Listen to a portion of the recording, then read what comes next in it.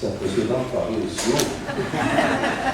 Bien, mesdames et messieurs, mes chers amis, je voudrais d'abord saluer toutes les personnalités, les élus qui sont ici, les présidents des ordres de l'ordre des médecins, mais je crois qu'il n'est pas là. Je sais qu'il y a monsieur le président de l'ordre des chirurgiens dentistes que je salue amicalement.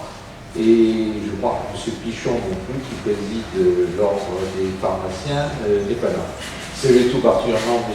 le docteur et Mme Buis, parce que je sais que tout le rôle qu'ils tiennent tous les deux, et en particulier ce que fait Mme Buis pour participer à l'organisation de cette manifestation. Alors, bien sûr, mes premiers mots, ce seront pour vous.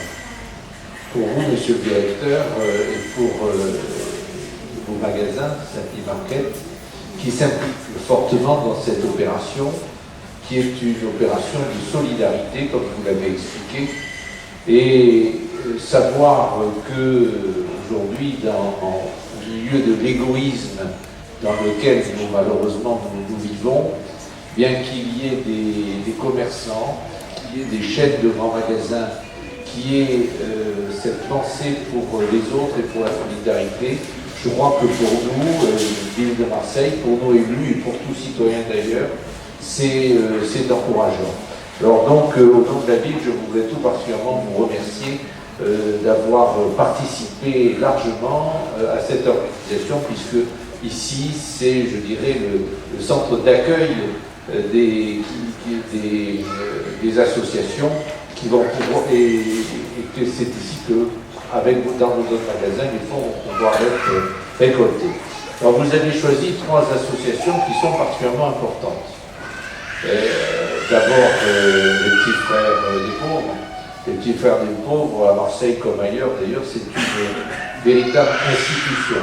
C'est une institution importante, et je salue Madame Allègre, la présidente. C'est une association qui s'occupe des personnes qui sont âgées de plus de 50 ans et qui sont non seulement souvent en état, je dirais, de précarité, mais pas seulement au plan matériel, mais aussi et surtout souvent au plan d'isolement. Et donc c'est une association qui se charge et qui participe à justement briser cet isolement et aider aussi matériellement les personnes âgées. Vous avez ensuite Espoir pour l'Arménie, et je salue bien sûr mon très cher et ancien ami, le pasteur Gilbert Léonian, qui se dévoue à cette cause-là, mais à combien d'autres aussi. Je dirais que Espoir pour l'Arménie, pour lui, ce n'est qu'une partie de son action pastorale. Mais Espoir pour l'Arménie, c'est une aide qui est faite à ce pays qui est un pays ami, qui sort progressivement des difficultés qu'il a connues, et je crois que je parle sous le contrôle de monsieur le pasteur, je crois qu'Espoir pour l'Arménie avait été créé au moment du tremblement de terre, justement pour aider nos amis arméniens, ce peuple qui a été particulièrement martyrisé dans l'histoire, pour l'aider au moment de cet événement qui avait été un événement tragique. Et puis progressivement, Espoir d'Arménie continue ses activités. Et puis il y a l'association qui est représentée par M. Biel, qui est le rire du médecin. Le rire médecin. Voilà. Qui est une association aussi qui a un grand rôle, puisque ce sont des clowns qui vont dans les hôpitaux pour distraire les enfants qui sont les enfants malades et qui sont souvent atteints des maladies très graves. Et je dois dire que la maladie est quelque chose d'assez épouvantable, et quand elle touche encore les enfants, les jeunes enfants, c'est quelque chose qui est encore plus terrible. Alors donc vous avez effectivement ciblé 3 associations qui sont des associations dignes d'intérêt, et chaque fois qu'il y a des opérations de ce type, on récolte des fonds. Souvent on se pose la question, est-ce que ces fonds vont être bien utilisés? Je crois qu'avec ces 3 associations, le choix a été excellent, parce qu'on est sûr que les fonds seront utilisés et iront pour une véritable action de solidarité. Je le disais aujourd'hui, souvent on pense que si, dans le domaine de la solidarité, l'État et les collectivités sont défaillantes. Très franchement, moi j'ai été aux fonctions qu'occupe mon amie Madame Carrega, puisque j'ai présidé le CCAS, et également j'ai été adjoint aux affaires sociales il y a quelques années lors du premier mandat du sénateur maire Jean-Claude Gaudin.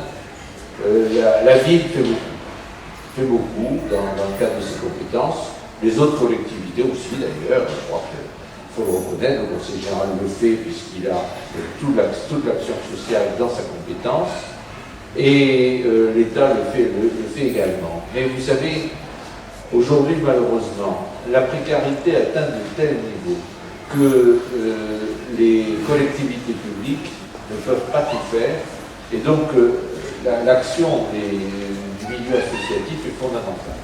Et vous savez, quand on parle de Marseille, souvent on dit, bon, Marseille, on ne connaît pas, ou on connaît moins qu'ailleurs, le problème des banlieues.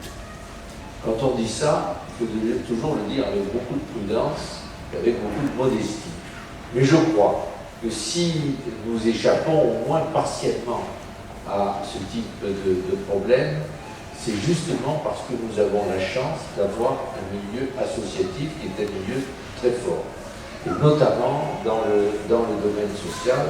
Et c'est ce milieu associatif, ce milieu qui maintient le lien social un peu partout dans toute la ville, qui est subventionné d'ailleurs à juste titre par toutes les collectivités territoriales, par la politique de la ville également avec l'État. C'est justement ce milieu associatif qui arrive à maintenir ce lien social indispensable et qui nous évite peut-être, par rapport à d'autres grandes villes, beaucoup de catastrophes. Alors, très simplement, Monsieur le Directeur, Mesdames, Messieurs, les associations qui participent, les élus, merci à tous, parce que cette action est une bonne action. Elle va tout à fait dans le sens que nous voulons, c'est-à-dire de faire une ville plus riche et plus fraternelle.